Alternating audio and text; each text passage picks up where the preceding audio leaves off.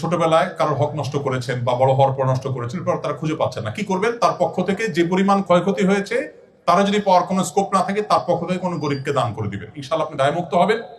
তবে যদি কারোর সম্মানহানি করেন, ফিজিক্যালি কাউকে অ্যাটাক করে থাকেন, আপনারা ছাত্র মানুষ, রক্ত গরম থাকে, জেনজি প্রজন্মের মানুষ, রিকশাওয়ালার সাথে চুন থেকে নুন করছে, দিচ্ছেন কষায় একটা, মাস্তানি করে বসলেন, বেচারা অপরাধটা ছিল 100 ওজনের, আপনার শাস্তি হয়েছে 200 ওজনের।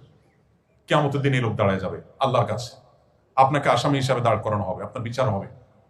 দুনিয়াতে এই লোককে আপনি আর হয়তো কোনোদিন খুঁজে পাবেন না, এটা খুব ডেঞ্জারাস। এই জন্য নবী সাল্লাল্লাহু আলাইহি ওয়াসাল্লাম বলেছেন, তোমাদেরকে কি আমি বলে দিব না সবচেয়ে বড় ভিখারিকে? সাহাবীরা বলছেন, ভিখারি তো আমরা মনে করি যার টাকা পয়সা নাই।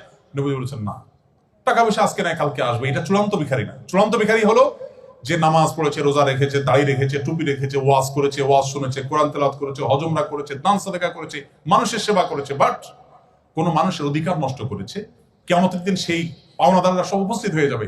সেদিন তো আর মানুষ ক্যাশ টাকা নিবে না, তার আমল বিনিময় হিসাবে নিতে নিতে নিঃস্ব হয়ে সে জাহান্নামে নিক্ষিপ্ত হবে। এই জন্য ভাইরা, তারুণ্যের এই চঞ্চলতা যেন আপনাকে অপরাধ, বিশেষ করে মানুষের প্রতি অন্যায় করতে কখনো প্ররোচিত না করে। আপনি নেকামল করতে পারেন আর না পারেন, আপনি ওয়াজ শুনতে পারেন আর না পারেন, আপনি জিকির আজকার করতে পারেন আর না পারেন, নফল নামাজ পড়তে পারেন আর না পারেন, দান সাদকা করতে পারেন আর না পারেন, হজ উমরা করতে পারেন আর না পারেন, আল্লাহর হস্তে কোনো মানুষের অধিকার নষ্ট বা খর্ব করবেন না। এই চেতনা যদি আপনার ভিতরে ধরে রাখতে পারেন, জান্নাতের পথ ইনশাআল্লাহ সুগম এবং সহজ। আমরা সালাত আদায় করার সময় যে সূরা পড়ি, সেখানে কি প্রতি রাকাতে কোরআন শরীফের ক্রমানুসারে সূরা পড়তে হবে? যদি তাই হয়, তবে এশার নামাজ, বিতির নামাজে কোন সূরা পাঠ করা উত্তম হবে? জি, ক্রমানুসার মেনটেন করা এটা সুন্নাত। এবং এশা হোক আর বিতির হোক, আপনি ডান দিক থেকে বাম দিকে, অর্থাৎ উপর থেকে নিচে, আলাম তারা, লিলাফে, আরাইতাল্লাযী, এভাবে আস্তে আস্তে নিচের দিকে যাবেন, উল্টা যাবেন না। যদি কখনো প্রথম রাকাতে শেষ সূরা পড়ে বসেন, সূরা নাস পড়ে বসছেন প্রথম রাকাত, তাহলে এবার এরপরে তো আর সূরা নাই, তখন কি করবেন?